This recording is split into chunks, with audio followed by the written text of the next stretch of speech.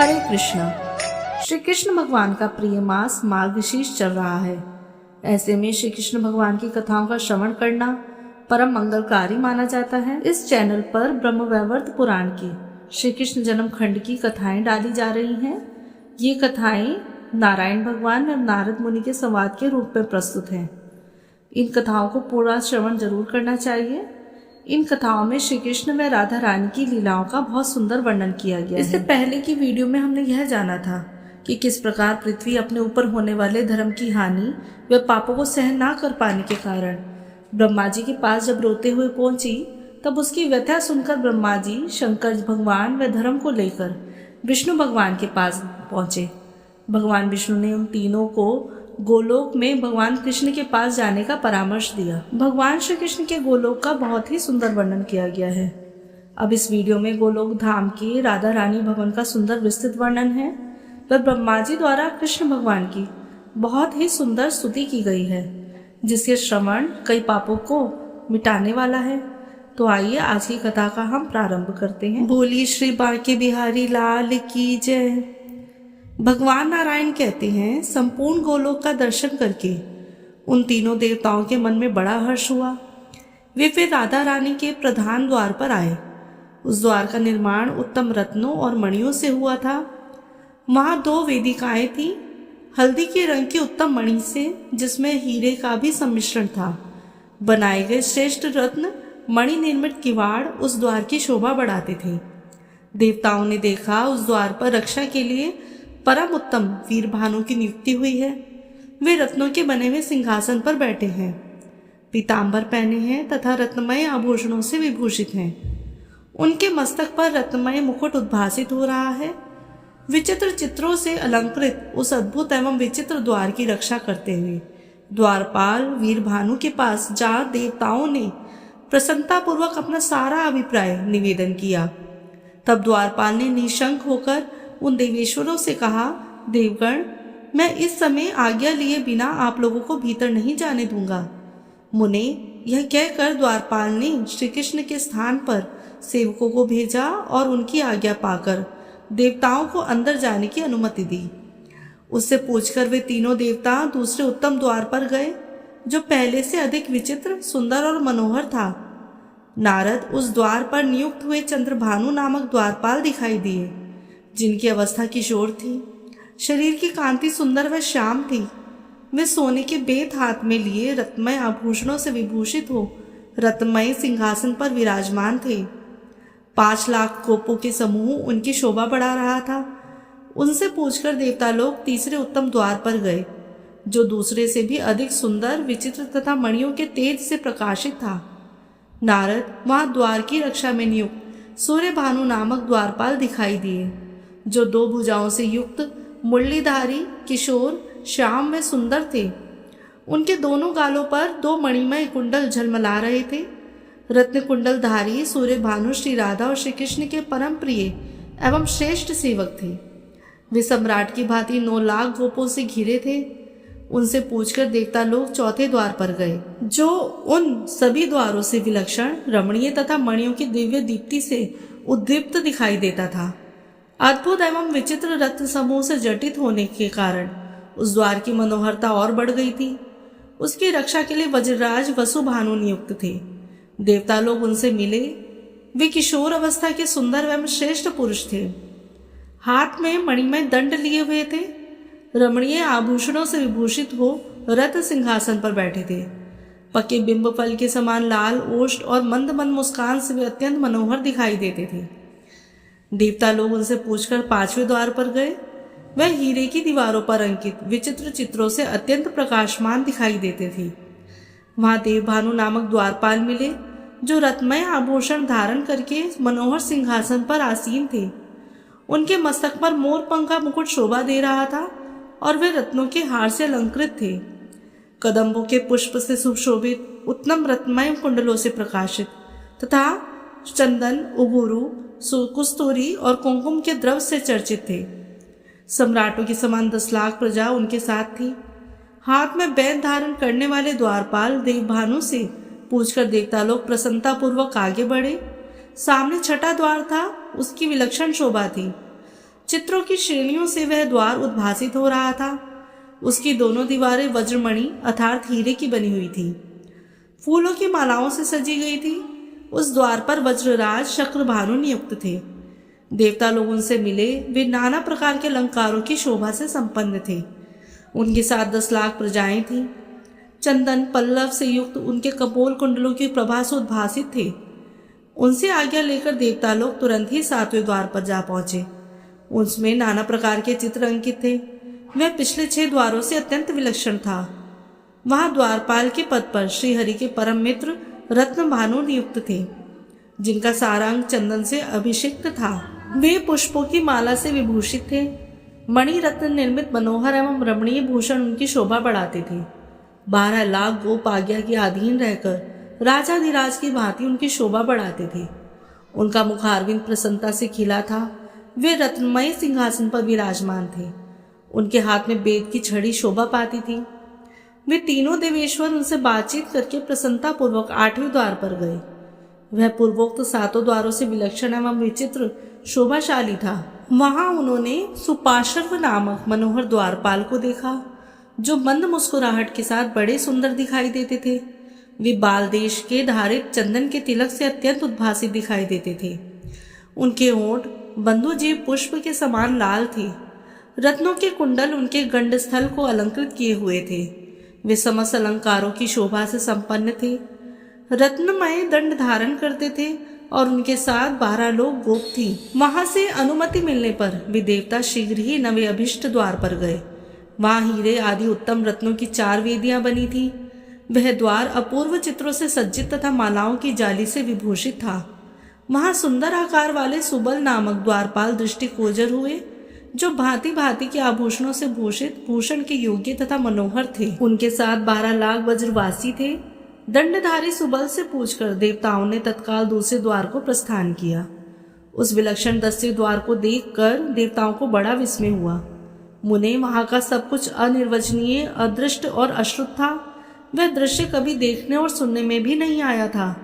वह सुंदर सुदामा नामक गोप द्वारपाल के पद पर प्रतिष्ठित थे। सुदामा का रूप श्री कृष्ण के समान ही मनोहर तथा अवर्णनीय था। उनके साथ 20 लाख गोपों का समूह रहता था। दंडधारी सुदामा का दर्शन मात्र करके देवता लोग दूसरे द्वार पर चले गए। वहां 11वां द्वार अत्यंत विचित्र और अद्भुत था। वहां सुंदर चित्र अंकित थे। वहां के द्वारपाल वज्रराज श्री दामा थे, जिन्हें राधिका जी अपने पुत्र के समान मानती थी। वे पीताम्बर से विभूषित थे। बहुमूल्य रत्नों द्वारा रचित रम्य सिंहासन पर आसीन थे और अमूल्य रत्न भरण उनकी शोभा बढ़ाते थे। उनका रूप बड़ा ही मनोहर था। चंदन, उगुरु, कस्तूरी और कुमकुम से उनका श्रृंगार हुआ था। वे अपने कपोलों के योग्य कानों में उत्तम रत्नमय कुंडल धारण करके प्रकाशित हो रहे थे। श्रेष्ठ रत्नों द्वारा रचित विचित्र मुकुट उनके मस्तक पर शोभा बढ़ा रहा था।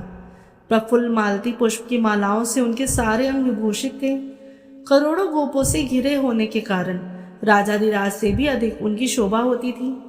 उनकी अनुमति ले देवता लोग प्रसन्नतापूर्वक 12वें द्वार पर गए, जहां बहुमूल्य रत्नों की बनी हुई बहुत सी वेदिकाएं प्रकाशित हो रही थी।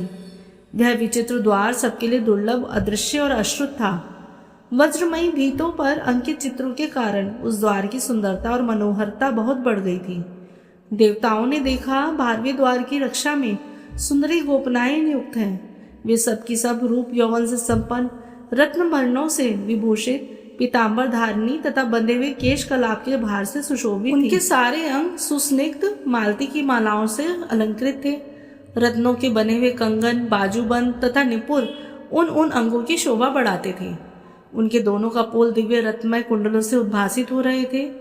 वे चंदन, उगुरु, कस्तूरी, कुमकुम के द्रव से अपना श्रृंगार किए हुए थे। वहां 100 कोटि गोपियों में एक श्रेष्ठ गोपी थी, जो श्री हरि को भी परम प्रिय थी। उन करोड़ों गोपिकाओं को देखकर देवताओं को बड़ा विस्मय हुआ। मुने, उन सब गोपियों से अनुमति ले वे देवता प्रसन्नतापूर्वक दूसरे द्वार पर गए। इस तरह क्रमशः 3 द्वारों पर उन्होंने देखा। श्रेष्ठ और अत्यंत मनोहर गोपांगनाएं उनकी रक्षा कर रही हैं। वे सुंदरियों में भी सुंदरी, रमणीया, धन्या, मान्या और शोभाशालिनी हैं। सबकी सब सौभाग्य में बड़ी चढ़ी तथा श्री राधिका की प्रिया हैं। सुरम्य भूषणों से विभूषित हुई उन गोप सुंदरियों के अंगों में नूतन यौवन का अंकुर प्रकट हुआ है। इस प्रकार वे तीनों द्वार स्वप्नकालिक अनुभव के समान अद्भुत, अश्रुत, अदृष्टपूर्व, अति रमणीय तथा विद्वानों के द्वारा भी अवर्णनीय थे। उन सबको देखकर और उन गोपांगनाओं से बातचीत करके आश्चर्यचकित हुए वे तीनों देवेश्वर 16वें मनोहर द्वार पर गए, जो श्री राधिका के अंतःपुर का द्वार था। वह सब द्वारों में प्रधान तथा केवल गोपांगन गणों के द्वारा ही रक्षणीय था। श्री राधा की जो 33 समवयस्का सखियां थी, वे ही इस द्वार का संरक्षण करती थी। उन सबकी वेशभूषा अवर्णनीय थी। वे नाना प्रकार के सद्गुणों से युक्त, रूप यौवन से संपन्न तथा रत्नमय अलंकारों से विभूषित थी। रत्न निर्मित कंकण, केयूर तथा नुपुर धारण की हुई थी। उनके कटी प्रदेश श्रेष्ठ रत्नों की बनी हुई शूद्र घटिकाओं से अलंकृत थे। रत्न निर्मित युगल कुंडलों से उनके गंडस्थलों की बड़ी शोभा हो रही थी। प्रफुल्ल मालती की मालाओं से उनके वक्षस्थल का मध्य भाग उद्भासित हो रहा था। उनके मुख चंद्र शरद पूर्णिमा की चंद्रमाओं की प्रभा को छीन लेते थे। पारिजात के पुष्पों की मालाओं से उनके सुरम्य केशपाश आविष्टित थे। वे भांति भांति के सुंदर आभूषणों से विभूषित थी। पके बिंब फल के समान उनके लाल लाल होंठ थे। मुखार बिंदु पर मंद मुस्कान की छटा छा रही थी। पके अनार के दानों की भांति दंत पंक्तियां उनकी शोभा बढ़ा रही थी। मनोहर चंपा के समान गौर वर्ण वाली उनकी गोप किशोरियों के कटिभाग अत्यंत कृश थे। उनकी नासिकाओं में गजमुक्ता की बुला के शोभा दे रहे थे। वे नासिकाएं पक्षीराज गरुड़ की सुंदर चोंच की शोभा धारण करती थी। उनका चित्र नित्य मुकुंद के चरणार बिंदों में लगा था। द्वार पर खड़े हुए निमेष रहित देवताओं ने उन सबको देखा। वह द्वार श्रेष्ठ मणि रत्नों की वेदिकाओं से सुशोभित था। इंद्रनील मणि के बहुत से खंभे उसकी शोभा बढ़ा रहे थे। उनके बीच बीच में सिंदूरी रंग की लाल मणियां जड़ी थी। उस द्वार को पारिजात पुष्पों की मालाओं से सजाया गया था। उन्हें छूकर बहने वाली वायु वहां सर्वत्र सुगंध फैला रही थी। राधिका के उस परम आश्चर्यमय अंतःपुर के द्वार का अवलोकन करके देवताओं के मन में श्री कृष्ण चरणार विंदों के दर्शन की उत्कंठा जाग उठी। उन्होंने उन सखियों से पूछकर शीघ्र ही द्वार के भीतर प्रवेश किया। उनके शरीर में रोमांच हो आया था। भक्ति के उद्रेक से उनकी आंखें भर आई थी। उनके मुख और कंधे कुछ कुछ झुक गए थे। अब देवताओं ने श्री राधिका के उस श्रेष्ठ अंतःपुर को अत्यंत निकट से देखा। समस्त मंदिरों के मध्य भाग में एक मनोहर चतुशाला थी, जिसकी रचना बहुमूल्य रत्नों के सारभाग से की गई थी। भांति भांति के हीरक जटित मणिमय स्तंभ उसकी शोभा बढ़ा रहे थे।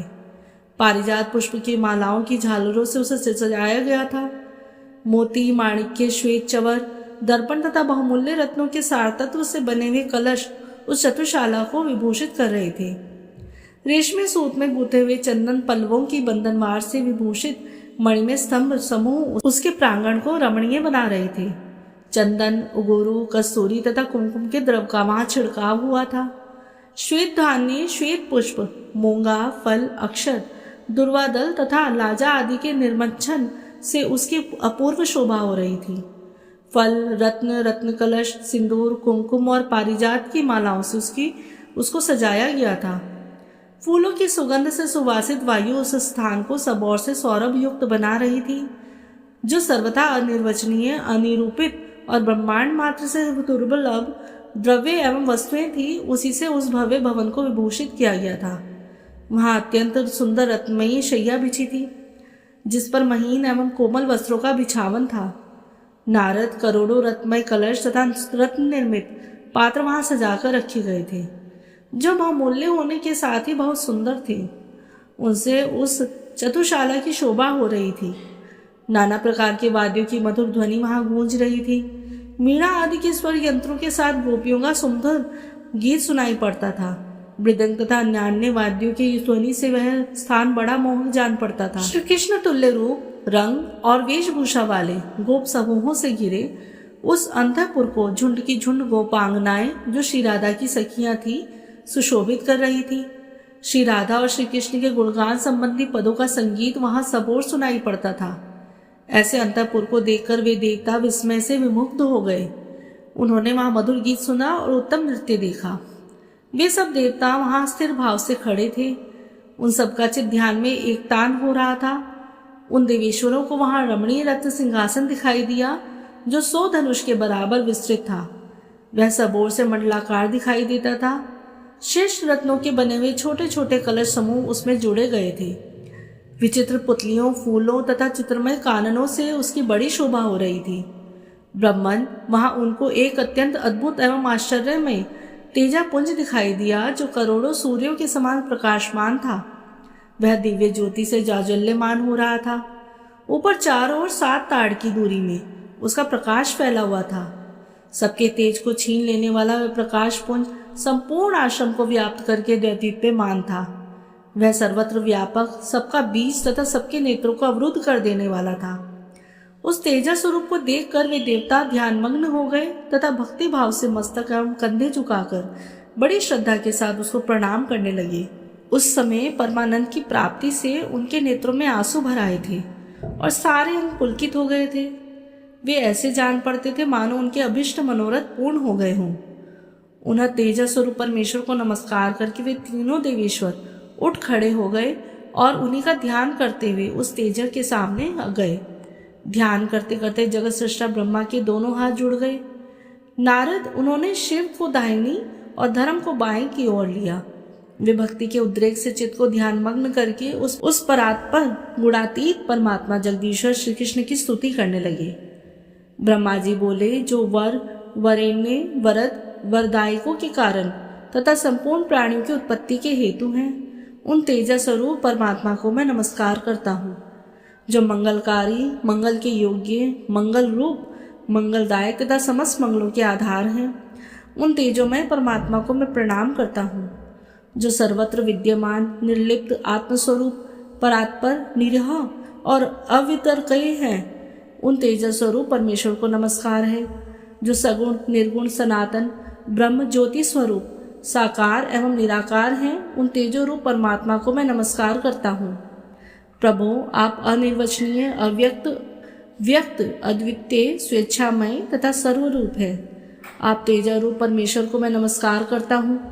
तीनों गुणों का विभाग करने के लिए आप 3 रूप धारण करते हैं, परंतु हे तीनों गुणों से अति समस्त देवता आपकी कला से प्रकट हुए हैं। आप श्रुतियों की पहुंच से भी परे हैं, फिर आपको देवता कैसे जान सकते हैं?